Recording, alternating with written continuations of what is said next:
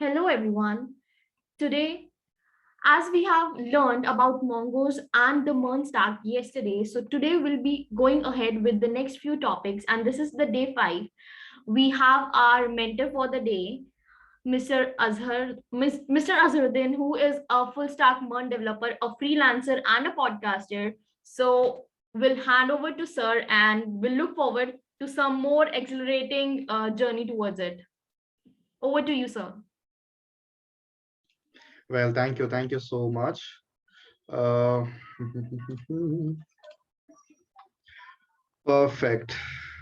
It seems like I had started with backend. So, is it getting hard? Let's just understand first. Like, I didn't know that we had to start from front end, and I don't even know like what is your interest, like front end or back end. And obviously, if you are a beginner, so these kind of backends and everything might sound hard to you, but again, we are learning full stack here, so obviously we have to cope up with all of these things. So it is good even for these bootcamp, or because see, when we are starting from the back end, like from the hard stuff, and then we'll move forward to react, that then it will become like all of these things become more friendlier and more fun with working from front end and everything. So just hang around and have patience, we are going to move forward with those. But now we are going to move forward with Node and create our API for the Zomato clone. Uh, okay. So before moving forward, do you guys have any queries or something? We can move forward. Can you recap your started session once because of having networks? Okay, for sure, we can.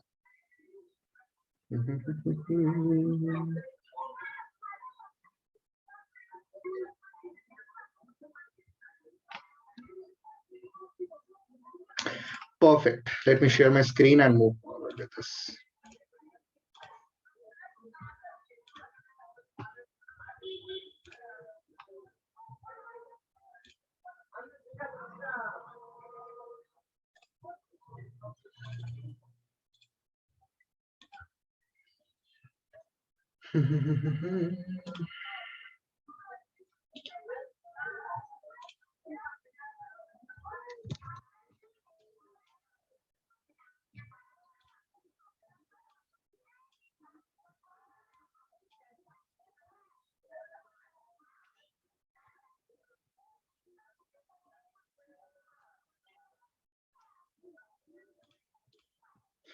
Okay, so yesterday what we all had learned is, firstly we resolved this router thing, and then we were working on schemas, like what are these schemas, and we created just a schema only for the user, and your task was to create for other modules. And then we learned how we can just create our how we can build our CRUD operation with the database, and how we are utilizing this module parts, and then on modules what we are actually doing. So in modules, in controller, we define all the methods and everything that needs to be calculated and everything, and then resolved and send success or error whatsoever. And we are handling route for specific models in the modulars, and then in the parent routes we are just hanging out. That's it. So yesterday we were also getting an error. Let's just resolve it first. um,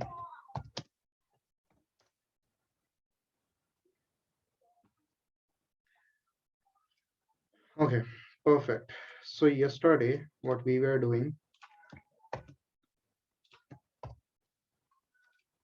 this was the kind of error we were getting. Now we were defining like we were exporting user router like this, right? But here we are importing user router like the entire module, not, we are not objectifying like this. So the way we resolve this is we are just exporting this from the module directly, like from this particular file only one thing we are exporting, which is router. That's it. And here we go. So now, okay, so yesterday we got stuck and we were not able to create our first user. So let's just create that first. So there were one more issue. We were working on Postman web portal, right? But this time, what we have to do this up in a bit different way. We have to install this software, like we call it Postman, and we are going to work the same way, but into the application. So let's just open it.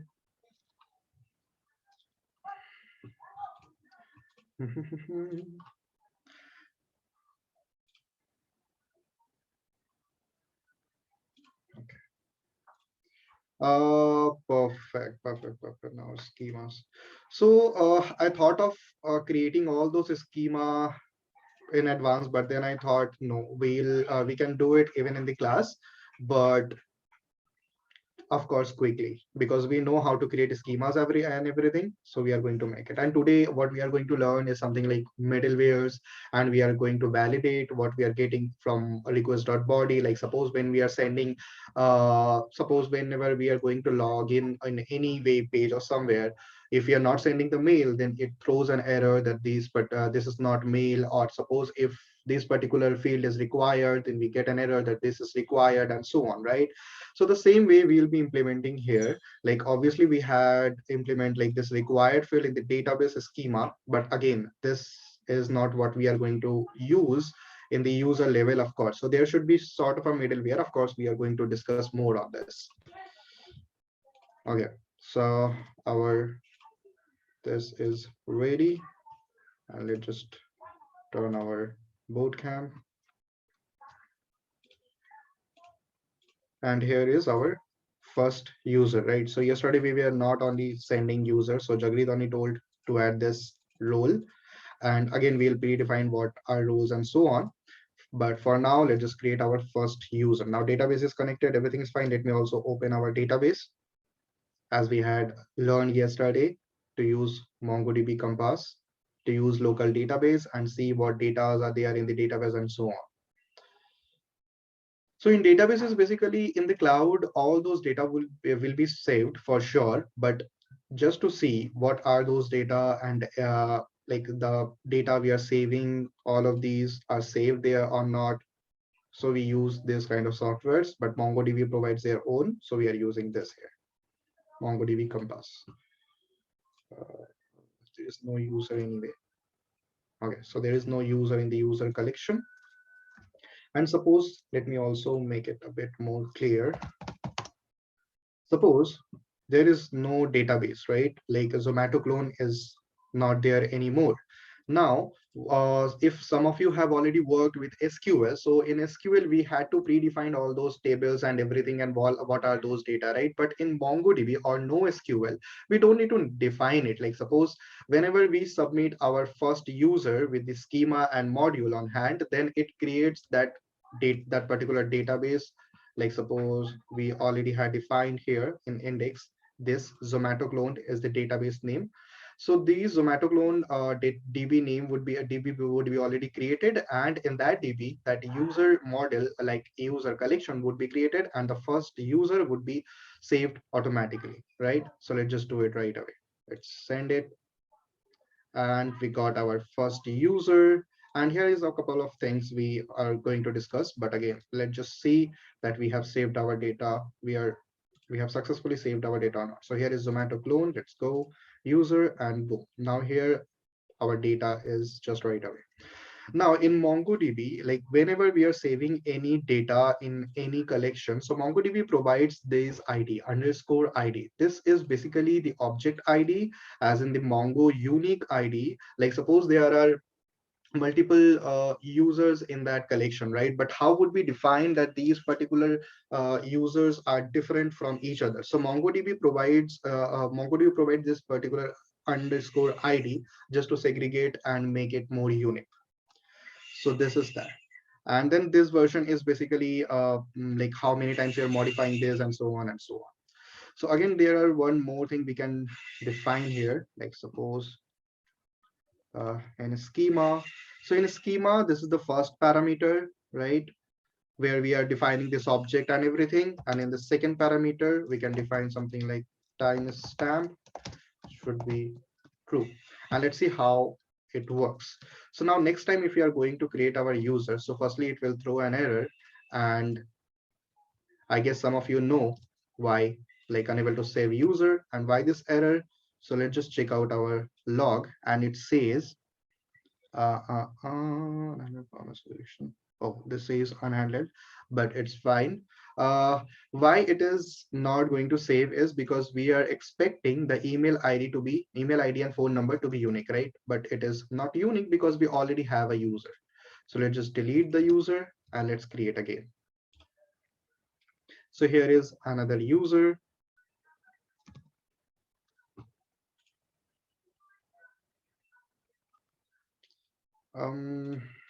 Okay, timestamp. This timestamp true is already there. Let's just see what mongoose timestamp says. I guess here I find timestamps.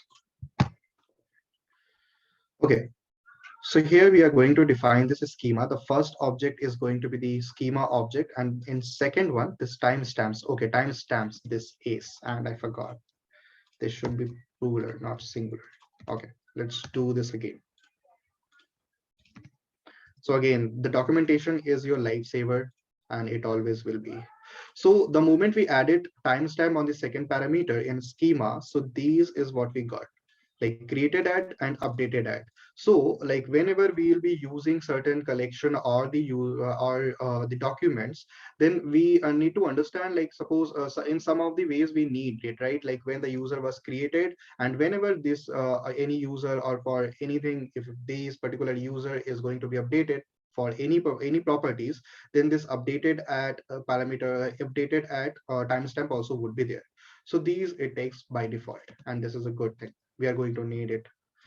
And I guess that's pretty much it. So we have successfully created our first user in our database. Here we go, first user in our database. Now let's go a bit more further and create our other schemas. Okay, so categories, items, and so on, right? So let's just go to the code.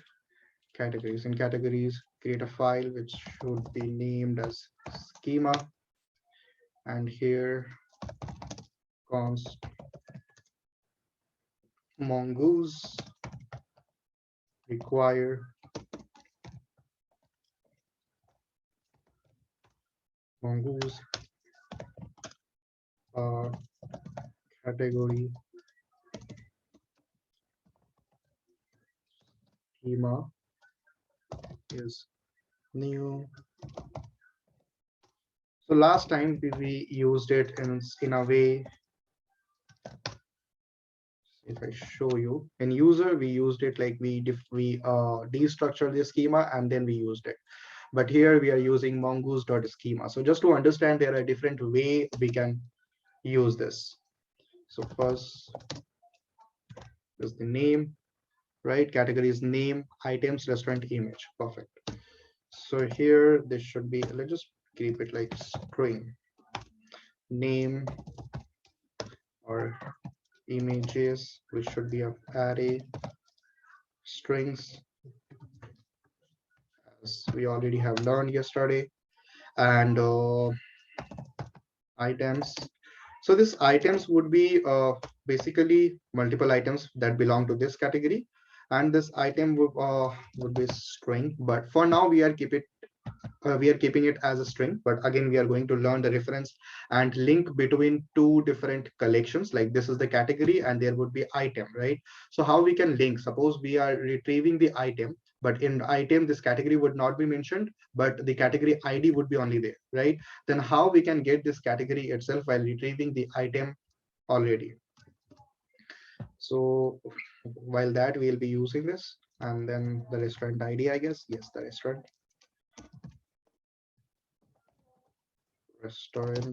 just going to be string. Again, this is also going to be the object ID. I guess that's pretty much it. Perfect. And This name should be required at least. So let's just make it more bold.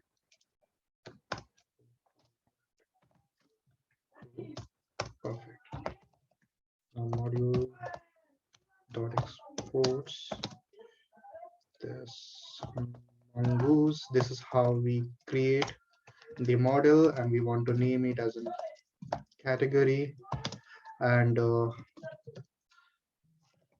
let's just export this right away. Right, this is how we create the schema. Now let's go and create the same one for item. Let's just now copy paste this for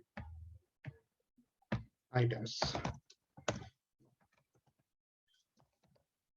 Schema. Yes.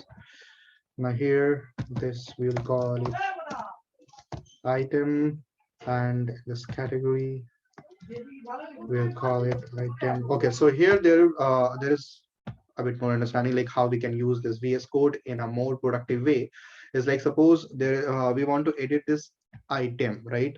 So they are not item, category. So we want to edit this category, and we have already used these particular constant names somewhere else. So what we can do is we can just double tap and select all this, select the entire word, the constant name, and then press F2. So we will get this, like if we change this constant name like this, suppose let's change this to item. Now if we just hit enter, then wherever this content is getting used, all those places would be changed. Like see, this is how we use it. And there is one more way. We can select whatever we want to change it, and then control like, or we can just keep the cursor, like suppose here if we want to keep the cursor and just select it. And if we want to select all the words which are the same, like suppose this is category and this is category, we want to select this and edit at the same time, then we can press Control and D. So now we have two cursor. Yes, now we have two cursor, and we can just select this category and write item schema. So this is like the way we use it to make our development experience more productive. Now let's go to the item. Yes, name, category, restaurant, image, price. So name, images, yes. Name, images, no images, image. I guess even in this schema, it would be image, not images. And let's put it as a string, not multiple image. We'll be storing only one image. Even in this case, we'll be storing only one image. Now image, string, items, no. Here it would be category, and a particular item would belong from a single category, and then which restaurant, of course, and the price. Okay, so for price, we can keep it as a number. Yes, keep it as a number. I guess that's pretty much it. Right. Now let's create orders. Folder. Not like this. Orders. New file. Schema. Here we go. Now again, just copy this entire stuff. Paste here. We'll call it order. And again, the same way we can select it, Control D. We can call it order schema. And what are required? User, restaurant, items like this, and this. Okay, fine. Okay. We're not going to use any one of this. Okay. So there would be a user, like who ordered this. There would be restaurant, like from which restaurant this order belong to.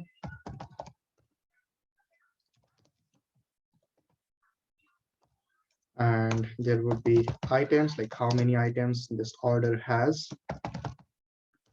We can put it something like array of strings, because we are going to store item IDs here, and then the total amount for sure.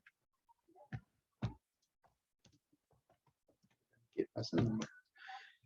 Now, oh, in item in okay, so in items we need these like item ID, price, and quantity. Okay, let's create this then. Let's create an object, and here um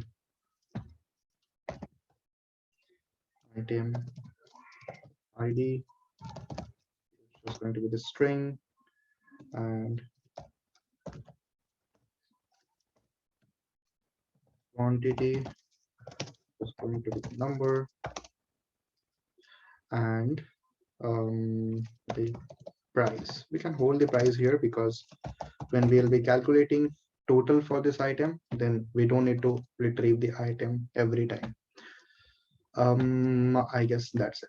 So yesterday, or not yesterday, I guess the way second day we discussed, like while we were discussing, maybe yesterday, I guess. So when we were discussing defining a schema, we need to do it in this way. Whenever we are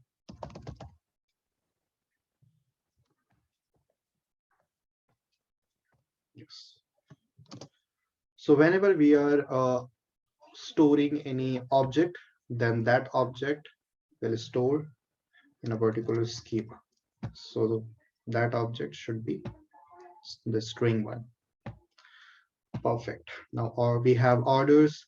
Is there anything else? Yes, the restaurant is there. So let's create our last model, which is restaurant. And here schema.js. So here we'll be doing the same thing.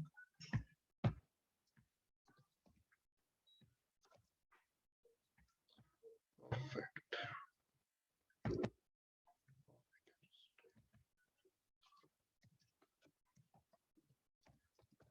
Restaurant. Now in restaurant, we need name, location, image. Okay. Name, string, location.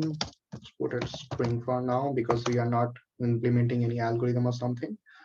And image, string, and the owner, which is going to be the user ID, basically, like who belong to this particular restaurant. I guess we are done. And on user, if that is the owner, non user schema. Yes, the restaurant is there. Perfect. Okay, now we have these schemas. Let's create our controller for the modules. So firstly, let's begin with the user only.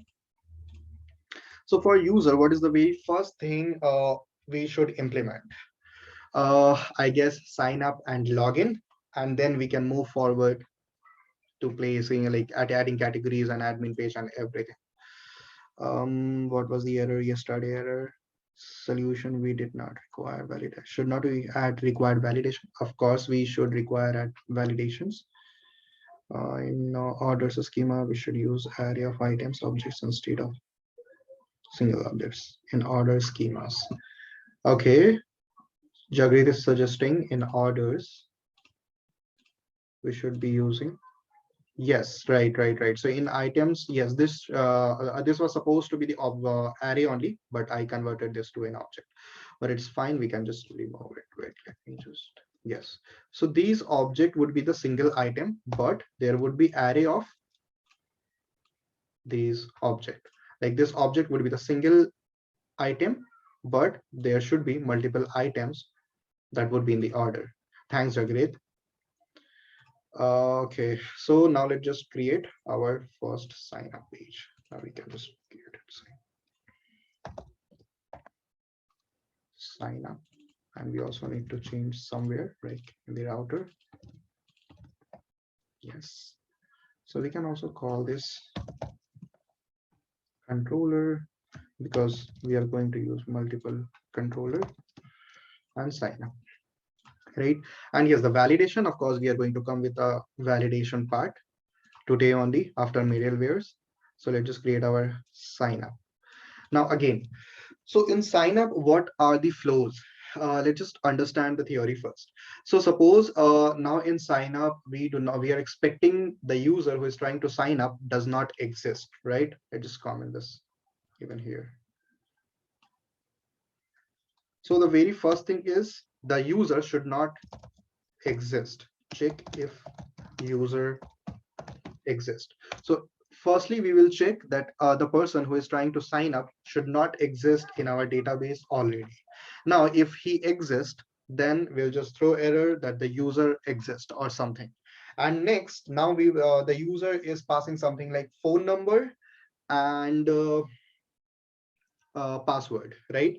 So we'll check with the phone number. We will check that password. No, we'll check the password. Yes, we'll just encrypt the password. Then now we have the new user with name, phone number, and password. So initially we are not going to take all those details like email address, gender, and everything. They can configure it later on their profile. But right now, while signing up, we are only taking this name, phone number, and password, right? So now we have the new user, and here we have to do something else. What? We have to encrypt the password. So not encrypt, we need to hash the password. Now this encryption and has short of a debate. Let me just clear this out for you. See, a password, we are not going to store the plain password in database. Of course, no one does, and no one even should. What we do, we should hash the password. Now suppose there are also few debates, like suppose we should encrypt the password. Now we are not going to encrypt the password, because if we, the moment we are encrypting a password, that password could be decrypted again, right? So we are never going to encrypt a password, because that password is, anyone can just, if anyone has that password, like that encrypted password, they can just google it and decode even on any pages. Like there are multiple online pages where they can just paste that particular encrypted password, and they will get the decrypted one, like what were the actually password. So we are not going to do that. We are going to hash the password, which is one-way encryption. Like we can hash the password, but we cannot decrypt it, right? So we are going to use hash here. And for hash, we are going to use a module which we call decrypt. So this is a module we are going to use. So let's just install it first. Let's copy and close, paste, install, and let's understand what this documentation says. Now suppose that you will come across certain packages that you have to use on your project, or maybe you are searching for something more optimized version, and you get certain packages. Then with packages, here is the npm documentations and all, where you can find how to use that particular package. So here is the usage, and here we have two ways of using it. First the async, and then the promises with promise. So we are going to use async, as we already had discussed. So this is how we encrypt a password. Salt, basically, in while hashing the password, this salt helps us a lot. Like if you just google, again, this is just for knowledge purposes, so you don't need it actually. Salt in cybersecurity. I know this is a bit more. Encyclopedia, yes. Cryptography, actually. So this is something you can just refer and learn what are salts and all. But this salt basically generates this. Suppose if you're generating 10, if you're passing the 10 as parameter, then there are 10 digit of, or 10 yes, digit or alphanumeric whatsoever hash would be generated, like the random numbers with alphabetic numbers, and then that would be added to your password. And there are certain algorithms and so on, like you can also see in advanced level.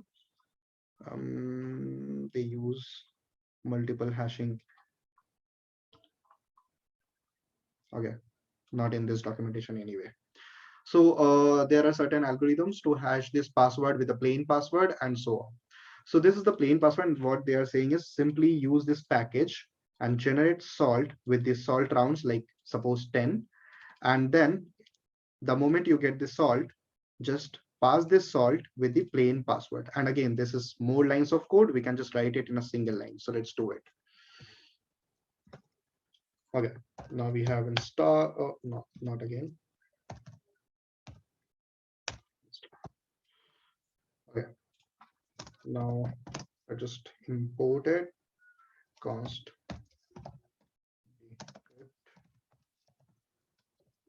require. Not like this. Yes, this is how we use, I guess.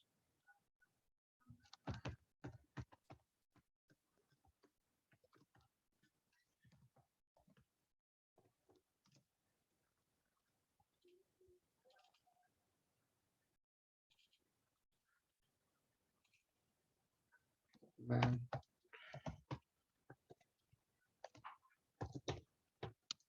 Yes, now we have the bcrypt. We are going to hash the password.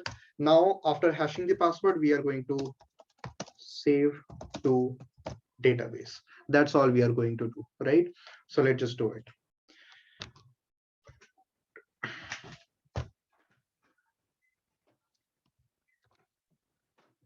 Okay, while hashing this password and anything, do you guys have any queries so we can take it right now?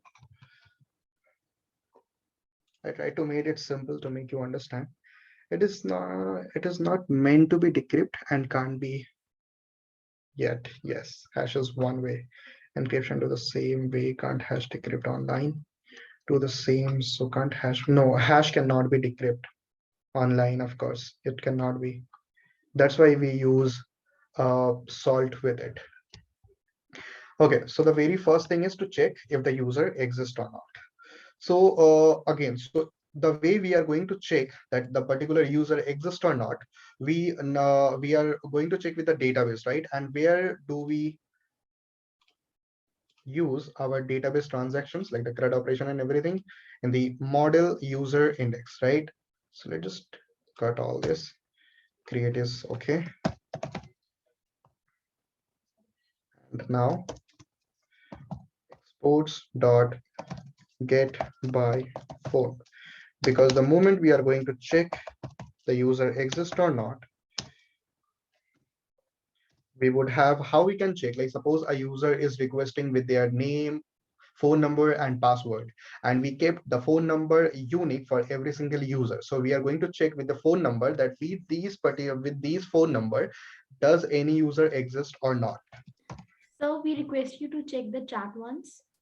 We have a raised hand, Mr. Gurjeet Singh. Yes, please. Yeah.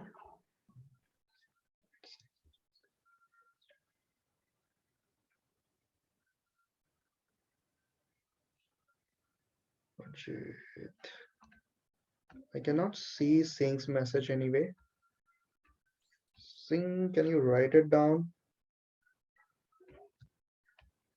How did site suggest password? Can we add this feature with this npm command? No, no, no, no, no.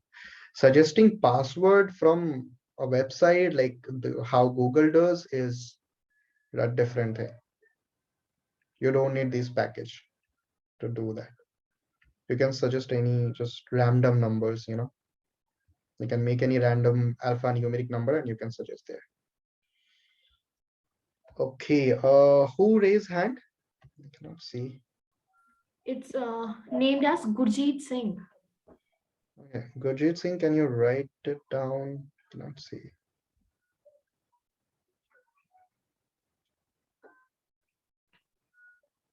Jeevan Kumar, you are trying to paint on my screen.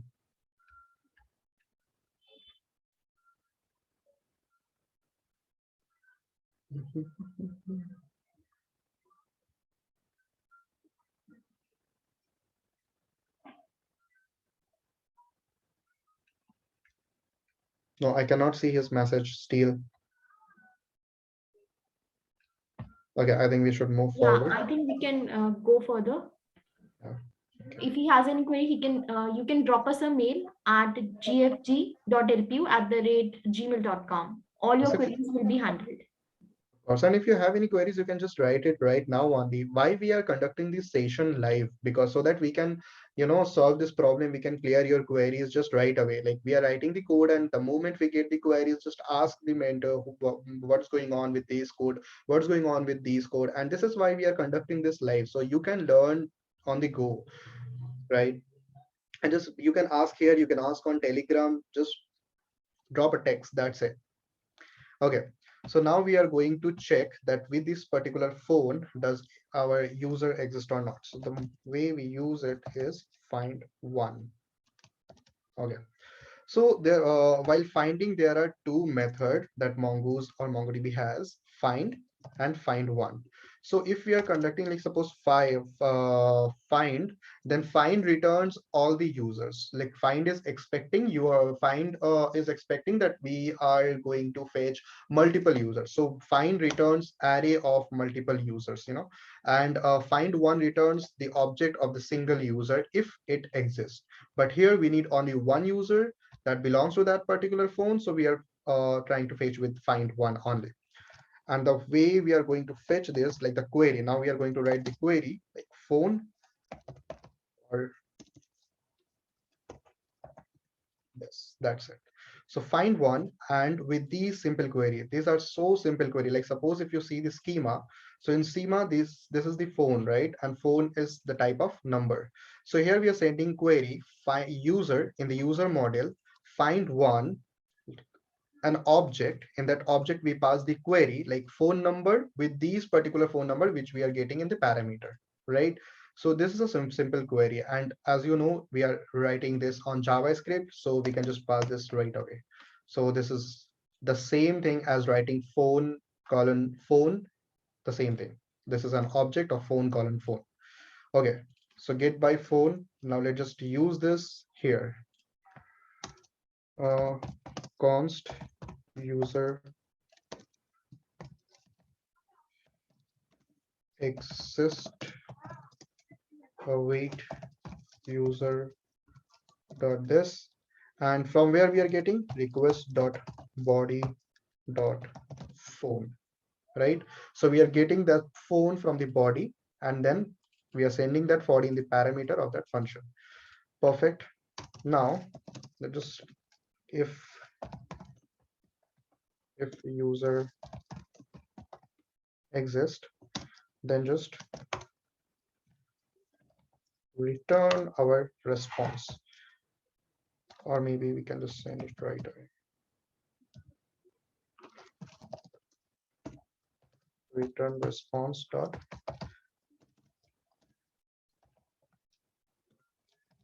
status with user already exists. So again, this makes conflict because there is already a user and you are trying to create one more with the same name, and a parameter with success false and message of like user already exists,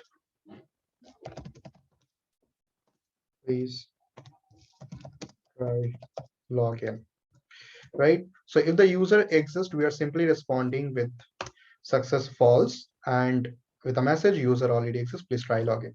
Perfect. Now if the user does not exist, firstly we need to hash the password, right? So what is the password? Password is request dot body dot password. So here the password already exists, right? So we can reassign this password. We can reassign something else to these property. So let's just directly reassign and decrypt dot. So there was something like generate salt and then hashing the password. But here we are going to create this right away. So see in this function what it says. It says firstly you need to send the data like this string, like the plain password basically, and the salt rounds. So the way we were generating this on the salt round,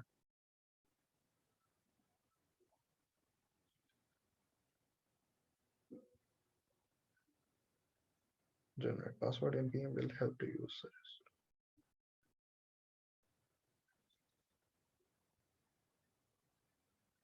Okay, that is something else actually. Okay, so salt rounds, right? So here on the first parameter, we are going to send the data, and in second parameter, we are going to send salt rounds. We don't need to generate salt rounds and then send it in the second parameter. We can do it right away.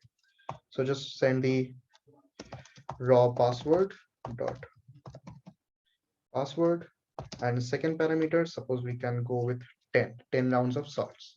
That's it. Sorry, request.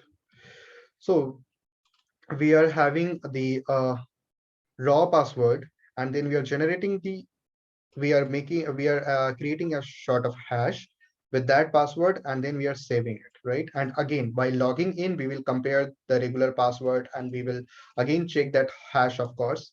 So here, let me just show you how we can compare. Like, to check the password, we can use a method called function, called compare, right? In this compare, we are going to sell this plain password and the hash password. The hash is basically what we are going to return, like what we are going to save to our database. That one, we'll be doing that for sure. So now password has been hashed, and in a single line, of course, it's so easy. Now let's just save our new user. Wait, user dot create, and send the request dot body. So the moment we got the user to be created, then we send response dot send response dot, let me send status. Status, here we are going to send 201 because 201 defines created. Send an object success true, and message to be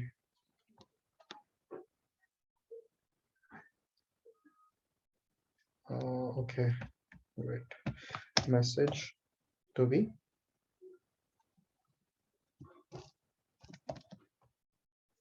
successfully registered.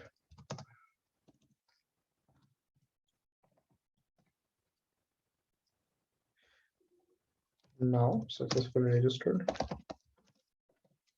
please log in. That's it.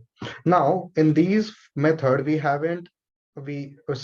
not handled the error, right? But as we already had discussed yesterday, if we are going to handle only one promise, we can just handle the error right away after catch. But here we are handling two, one, two, right? And let me just check if b hash is async or what. Okay, so even b hash is also a promise. So here also await, right? So now we have one, two, three. So the way we are going to handle this is try catch block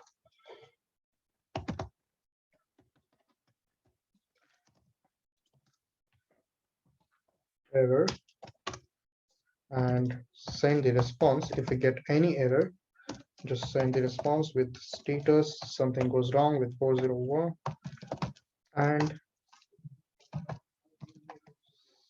success false,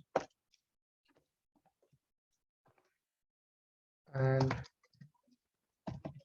message unable to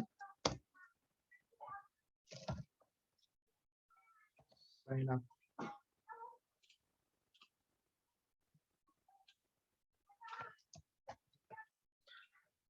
Okay, that's pretty much it, right? Now let's just test this function, and then we'll move forward and validate this.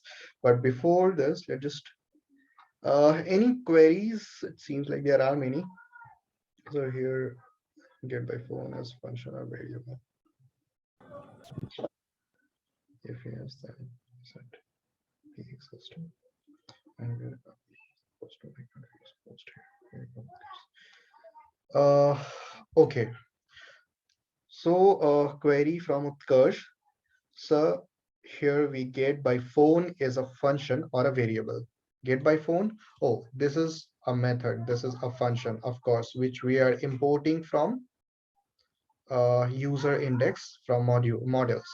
So here we wrote this function, and then in this function, what we are doing is we are simply just searching from this phone. We are getting the phone in the parameter, and we are searching that if the user exists with that particular phone or not. If the user exists, then again we are returning that user already exists and so on.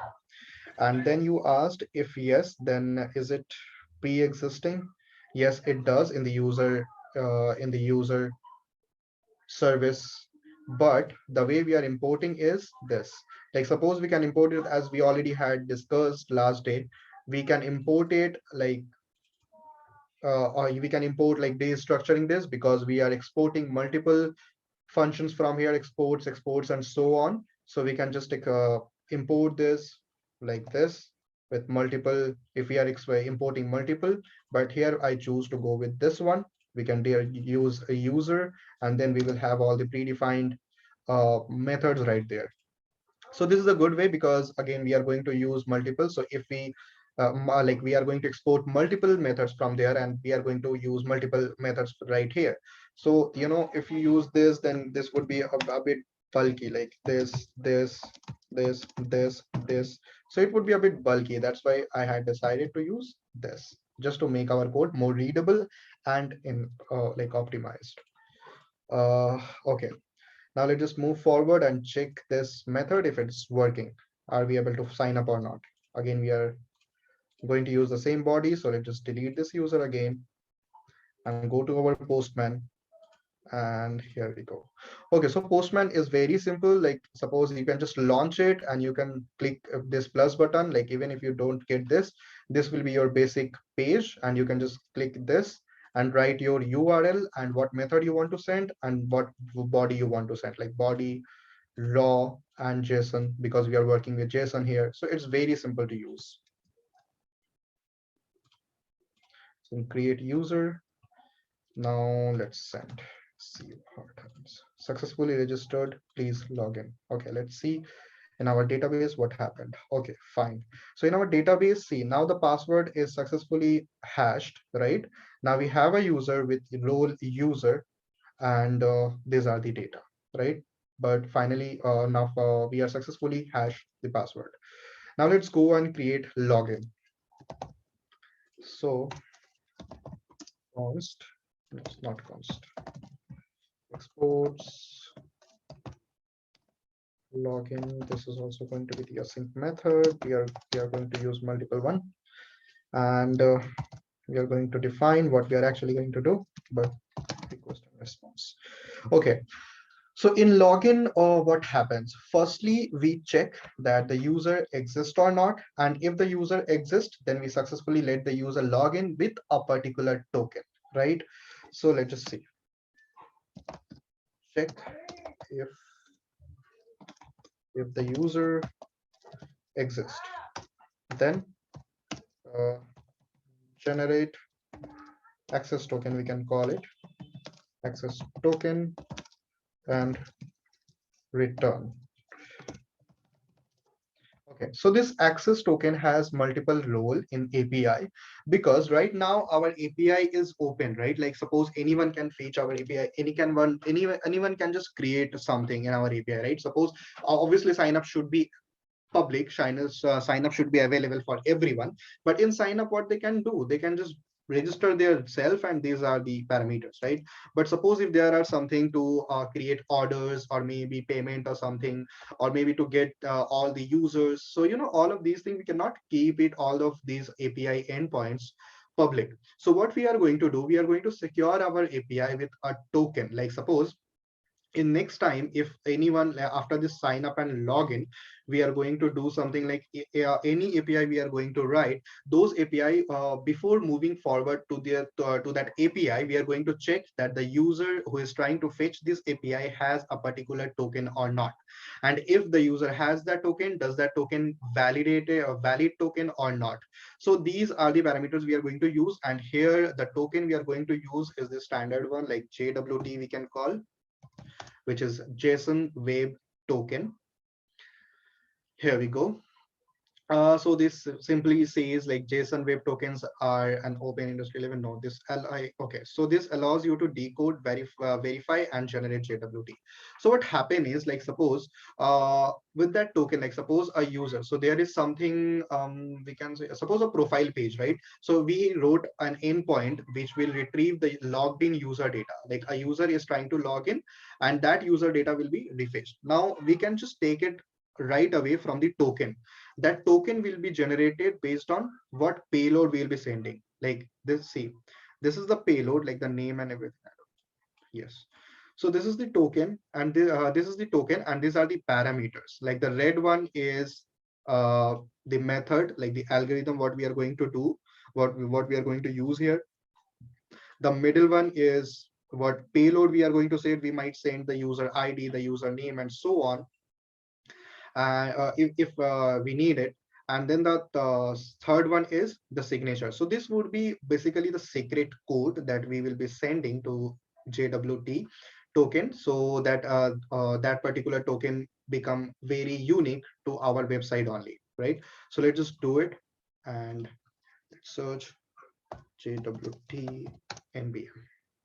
So here we'll get more details how we can use it. Of course there are also, but it's a bit noisy. Here we'll get very specific to use with npm only. Okay, so again we can install this package. Let's just install this first, and then we'll see how we can use it. npm just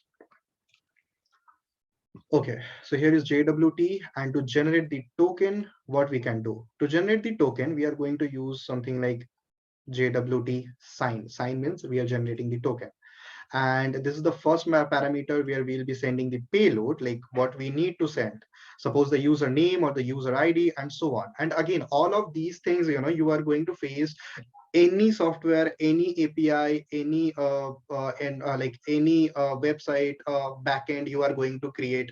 So these things are the fundamental stuff that you are going to work your in your daily life. So please try to understand all these fundamentals and all these packages that we are going to use, even maybe until we don't get any better one. So I'm using this from last 3-4 years, and still I'm using this, and even maybe for more couple of years until we get something better than this, we are going to use it. And even Google use this jwt behind the scene. Like suppose if you're going to log in with Google, so the token Google uses generates with this jwt also. So these are the industry standards. It's not like suppose the way we in the way we are hashing the password with bcrypt, so in a single line. But again, it's a single line, but it is the optimized code. Again, if like it is not like we are coding this in a very casual way. I'm showing all of these things that I use in my daily life, and the way I use to create industry level softwares, industry level apis. Like anywhere if I'm using something, these are the packages, these are the codes that I literally write, right? So that's what I'm showing, that's what I'm trying to help you to learn. It's not like these things, okay, this thing, if you want to do this, you can do something like this. These are what you can do in the serious applications. It's not just for the sake of getting practice. It's not for the sake of it's not only just for the sake of creating something casual software or something. This is the standard industry standard level packages and these algorithms that we are going to use. So be serious about it and just try to learn all this. You are going to face this daily, like in your daily life, as a software developer, or if you're being a backend developer only. Okay, so now the token, how the way we are going to generate this token is JWT, the package we are importing, and there is a method called sign, and there it takes 3 parameter basically. We'll come across that too. Okay, here we goes 3 parameters. So the first one is we are going to use two only in this software, in this API. So the first one is the payload. We can say into the name, ID, or whatsoever we need, and the second one is the secret, right?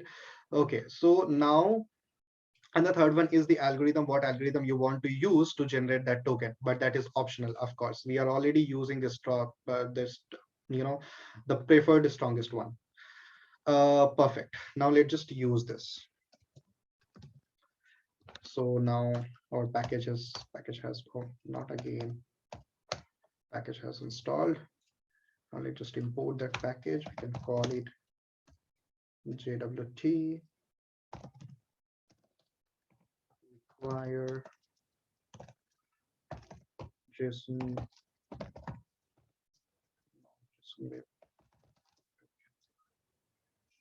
If I'm missing something or what? Oh my, why am I missing? JSON token. Perfect.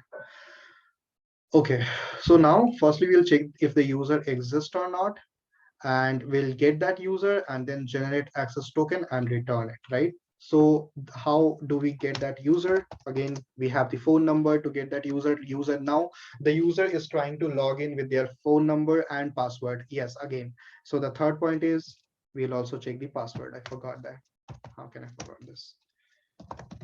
Check password and then do this. So firstly, let's just check if the user exists. So const user is going to be dot get by phone and just send request dot body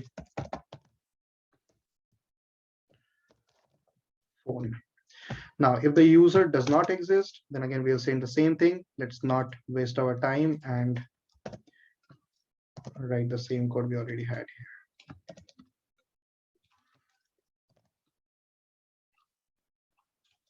So if the user, oh no, we forgot to add just one thing. Now here, if the user exists, like if the user exists, if something is got returned, like it is true, and then we are sending it, which is not logically true. We are how when we need to send this, that the user, oh no, this is logically true, but here we need to use this exclamation sign. This basically prevent, as you know, in JavaScript, this is basically if the user does not exist, then return this. So here, user, I think someone has their mic on. User does not exist. Please sign up. Okay, that's all. If the user does not exist, then sign up. Now let's check the password. Now we have the password. Okay, so we can call it something like match. Maybe pass match, and we can compare with bcrypt dot compare. Okay. Again, this has to be with promise. And what do we do? Firstly, we send the plain text as in request dot body dot password, and then we send the hashed one, like the one we are getting from the database, which is saved already. User dot password. Perfect. Now, if this, like if this compares and see both of these matched, if both of these get matched, then success. If not, then not success. So if, let's just not write it, put it here. If password does not match, then return something like incorrect password. Okay, right? If the password does not match, then incorrect password. Then we are going to generate the token. Okay, so the token is going to be await JWT dot sign, and what we are going to set, the firstly the payload, and second the secret. So here the payload is going to be let's send, okay, let's send the entire user. It's absolutely fine for now. We are sending the entire user as payload, and secondly we are going to send a string of secret as in like literally secret. Okay, you and again, we are not going to store this secret just right away. We hold this in the environment variable, and again, that is a different thing. We are not going to make this a bit more complex here because we need to install .env and so on. Excuse me. So we are just sending it right away, and this is a secret. Now the token we have, now this is the time to return response. Return response dot status with success status dot send success, which is true, and message with successfully logged in. Perfect. Oh, okay, this should be above. Now here we have three flows. Firstly, we are checking if the user exists. So this user, if the user does not exist, then return user does not exist, please sign up. Then secondly, we are checking the password, that password match. If the password is getting matched, then this will return true or false. So here we are again conditionally returning. If password does not match, then return incorrect password. And this should be 401 as not authorized. And then the token again. So we are creating the token and we should return this in data, right? Data. Or we can also do one thing, like we can just user the token is going to be the token. We are assigning this token to the user, and then we are sending this user directly. So with user, this token also will be returned. So now just let's try to log in, but we need to add this in the router first. Again, you are trying to mess up with my screen. Please don't do it. Okay, so here this was the home page. Now let's just edit this a bit. Sign up, and this one is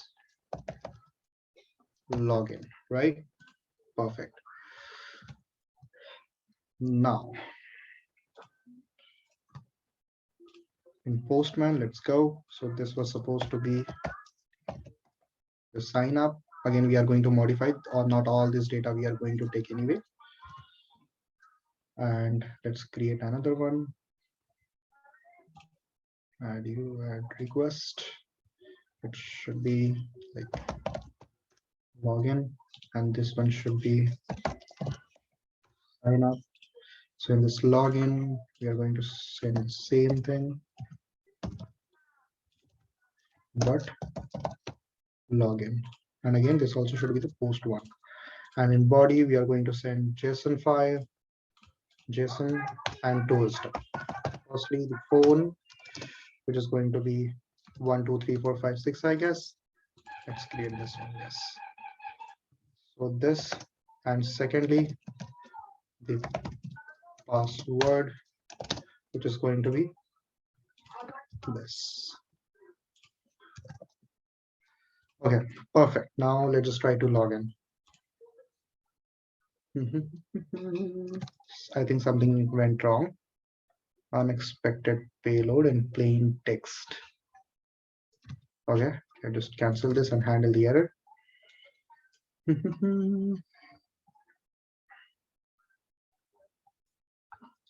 Okay, so if we are getting error, so firstly, I guess we are not handling the error properly. Okay, so let's just handle error, try, oh man, and catch.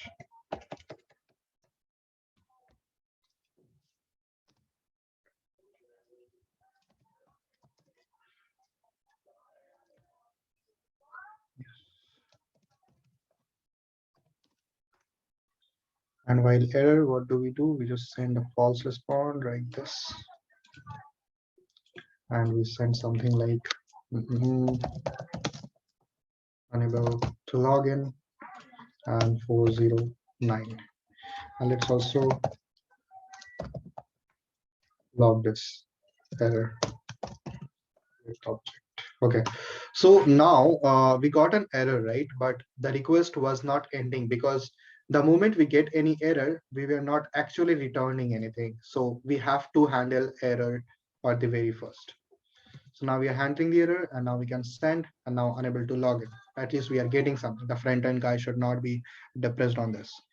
So okay, expected payload to be plain text where, oh, in the JSON web token. Got it. Okay. So in JSON web token, they are expecting a plain text, but here we are sending these. Okay. Got it.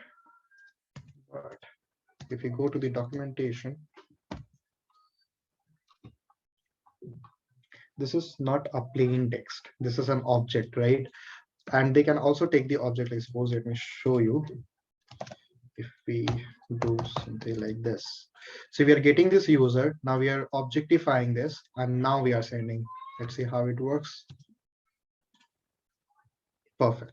So last time, this user, we were getting this user, but it was considering not as an object. But now when we are sending this with objectifying, then it is taken. But it's fine. Okay. And but okay. However, the token is not there. We need to check this. User dot token is not there. Okay. Now I think there is a trick we should be using. Okay. Let's go to Mongoose.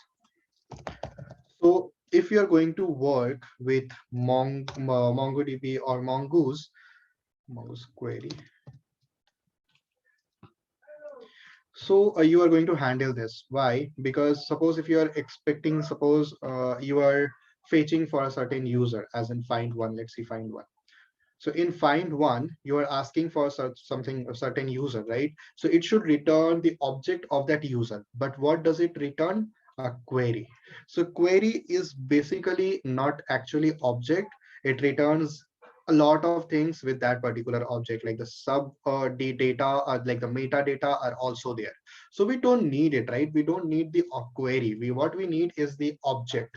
So for that, what we do it, we just add lean at the end of the query. That's it. So these method help us to get the data in object, not in query. That's all we need to do.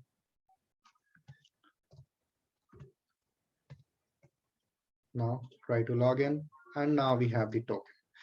Now let's copy this token and see what we have done and how secure is it, or is it even secured or not. Okay, so here we can just remove this and paste our code and see what we have. We are using this method, and this is the payload we are sending there, right? So here we go. And then the secret, of course, we can add the secret and so on. But now see, if someone gets this token and they can access our API, right? Even I have thought the same way. But suppose if you edit any single thing, like suppose there's a folder, you can edit this and to this invalid signature. Now, if we edit something like maybe 4,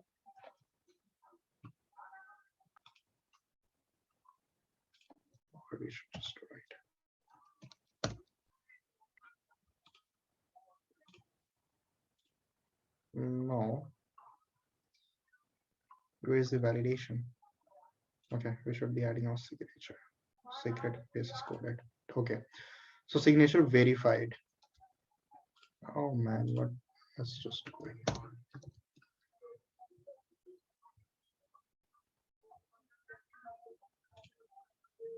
I don't know why is it behaving in this way, but it's fine. If basically the point is, if anyone just mess with your code and just changes any single string, any single character in the entire string, it is going to be invalid all along. So that's the motive of using JWT.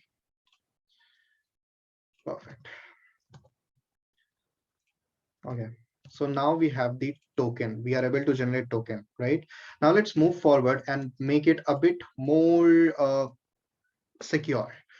Okay, but before that, we have two things. Okay, let's discuss middleware. So there is something we call middleware. Let's understand the terminology first.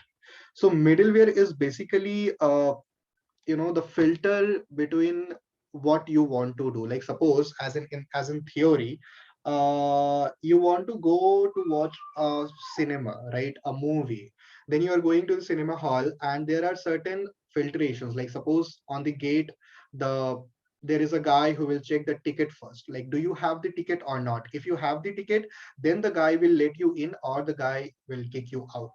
So if you so that we call a middleware. Like suppose ultimately you want to reach to the theater, but there are different middlewares. Like suppose if the first one is in on the gate, we can consider it as in token. The user who is trying to fetch our private API, we will ask for the token first, like do you have the token, and if the guy has the token, then we will allow them to go in. And again, inside there are more. So how we code it all along. Let me just also express middleware. Okay, so please search this Express middleware and learn about it. So you will get a much deeper understanding, which is highly needed here.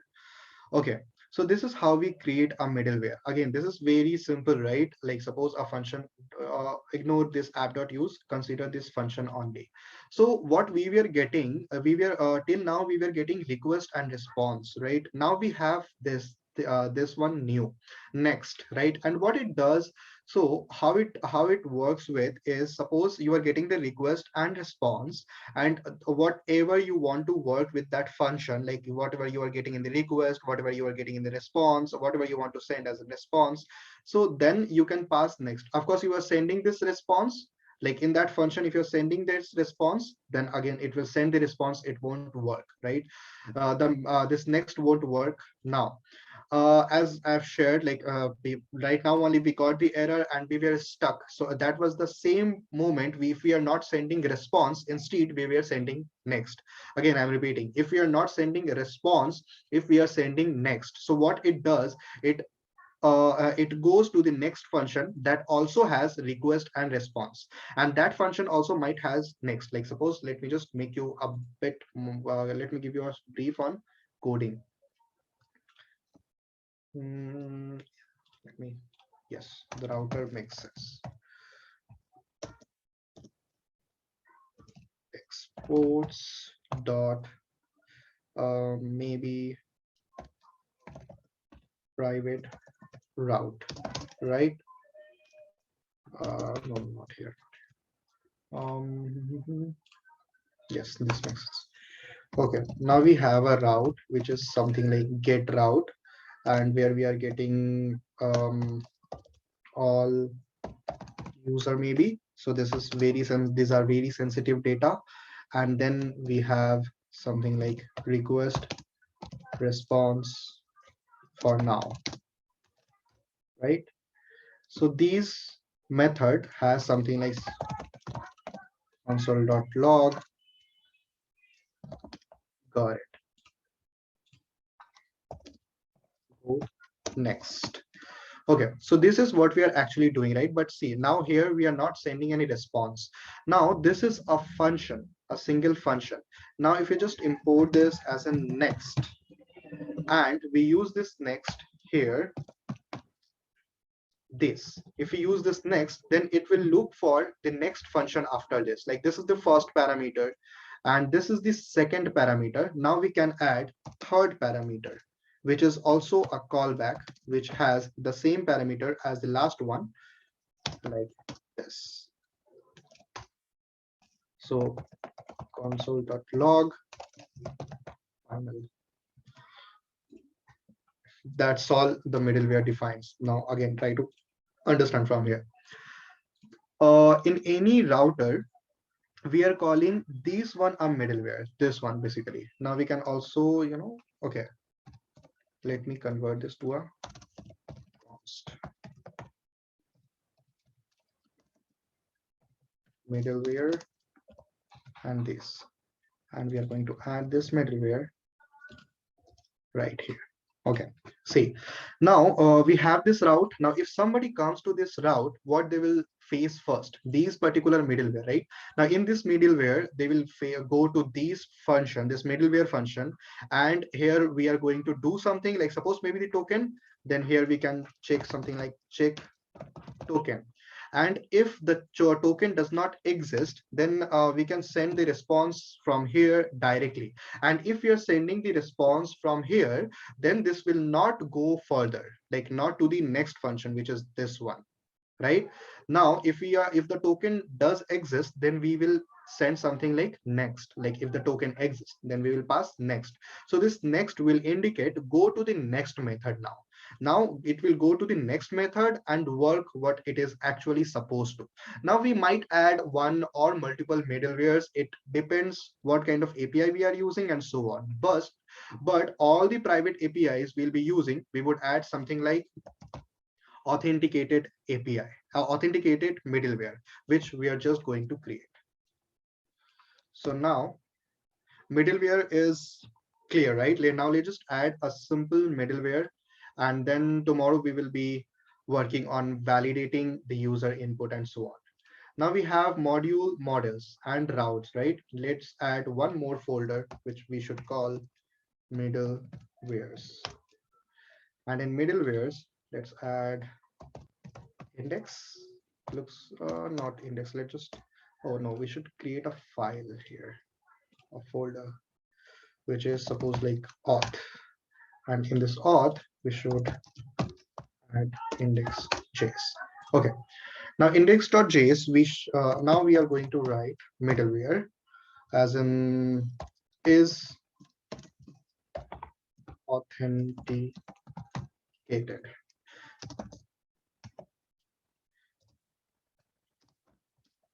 right? And here we have parameters like request, response, and next. And this time after the request response next, and now we are going to define so on. But before doing this, we are going to have JWT, because we would have a token here and we need to use that token to verify. We need JWT package to verify. Now let's go to the JWT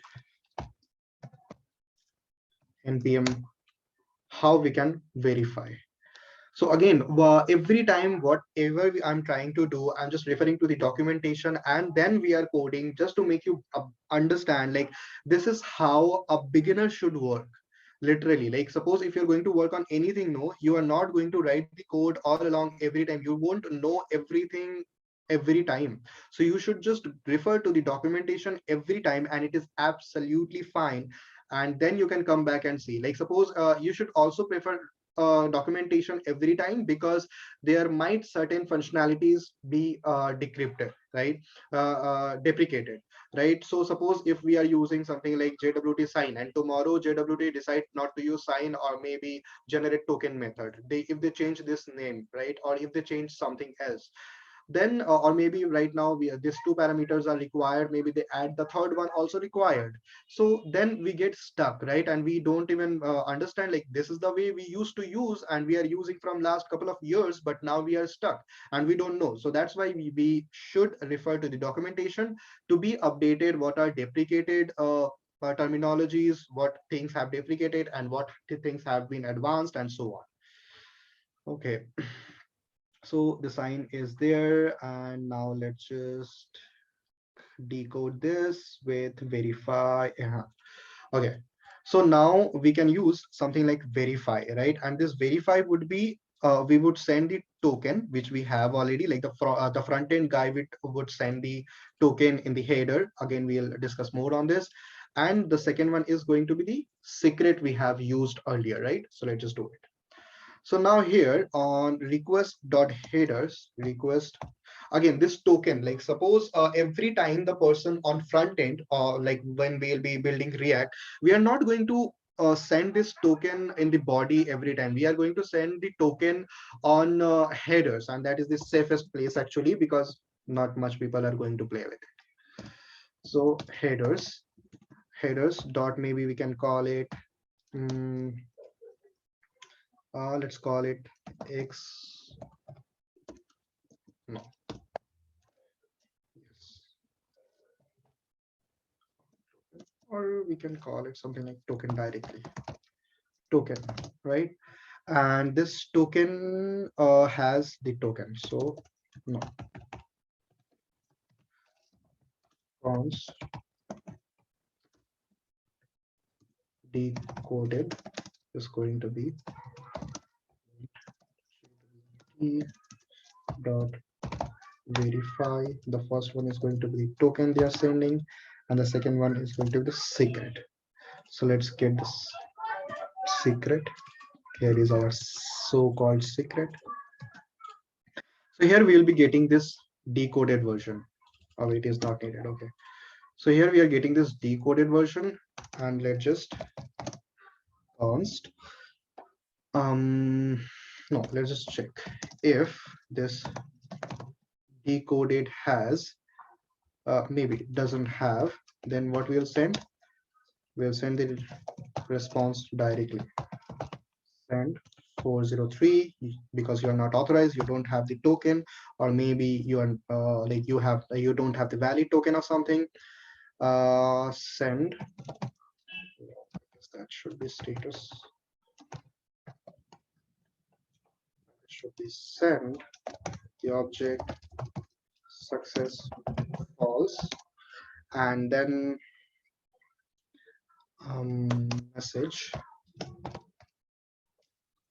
message should be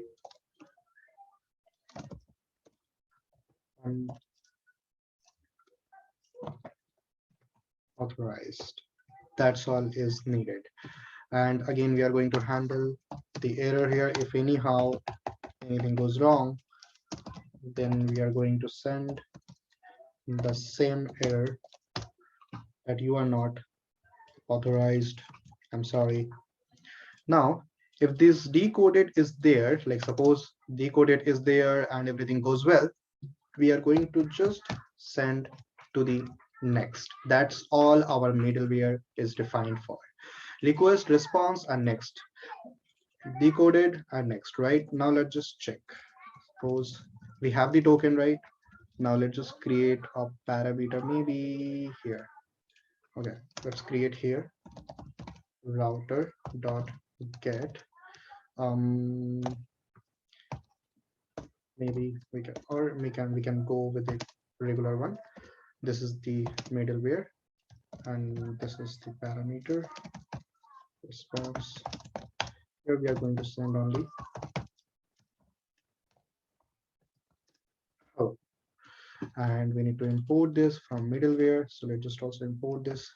And there is also one of the practice that I do, like suppose if I'm using any module, then I try to push this down and the local module on the above.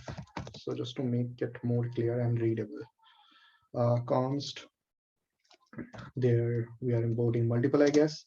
So it's authenticated from require to level up middlewares slash auth, and that's all we are getting is authenticated. Perfect. We are sending this response. Okay, now let's just go there, and in the home page, if we try to get unauthorized, because we are not sending anything in the header, right? Now in header, let's send the token that we have just generated.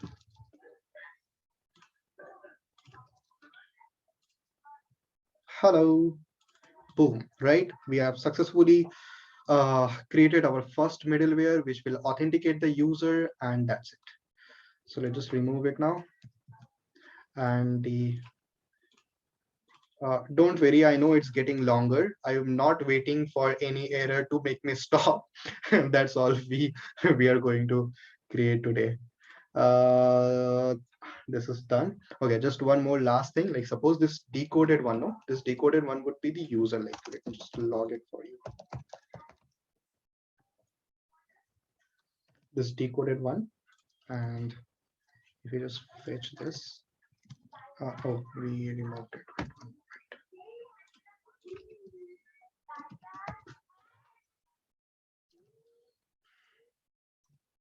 Okay, see, the decoded one is basically everything we send in the token. No, all of these data we are sending. Again, this password is very precious, so we are going to prevent that, and we are going to send this password to the next. Like suppose after getting authenticated, where's the like after is authenticated, we might need the this user data, like who is trying to fetch and so on, right? So we might use this we might need this in the next method, so we can just send this user data to the next one. And how we are going to do that? Suppose now we have decoded, and this request is an object, so we can just send it dot request dot user, assign this decoded. So now this request has has a property which is user, which has the entire user data. Again, not here, here. That's all. I guess that's pretty much it. And we just needed to do one more thing, which is an index. No, on the controller. Yes, here, right? So before creating this user, let me just do one more thing. User dot delete user dot password. That's all. So what we are doing is, like, every time we are sending this password in the token, right, which is not good. So what we can do is, even we are sending this in the response, so we are not going to send this password. I know this has been hashed already, but again, still we are not going to send it. So we are just going to delete this from the object, and then we are going to move forward. So that's pretty much it for today. Now tell me if you guys have any queries or anything you want to go more deeper. Oh, I guess there are so many. Okay, wait, I mean this. Sorry, by mistake, I opened a pen. The link is running wrong. It is from point Y to B. It's like you have to go from point A to point B, but you want to visit point C every time you want to go to point B. Here, C would be the middleware, right? Thanks. Yes. So, what do you like more? What do you like more, front end or back end? Which should I focus more? What do you like more? Okay, your Piyush, your question itself, like what do you like more, front end or back end? Which should I focus more? Okay, there are two questions. Firstly, my preference are both. Like suppose it really depends on mood. Like if I'm going to work on the full stack project, then I like back end and front end both. If there is only back end, then it's fine. Like I'm fine. Like if there is code, there I am. I also like designing and everything, but mostly the coding part. Like if I'm coding to design something on the screen, like maybe we're playing with the colors and all the diagrams and everything, or maybe coding something to design the architecture of the backend, like the database and everything, I'm cool on both sides. I like both actually. And which should I focus more? It really depends on yourself. Like which one it should focus, like you should focus more on your interest. If you're getting interested on backend, you should go for it. If you're getting interested on front end, you should go for it. If you're confused on it, go for both. Get a full stack one. Anything else, guys?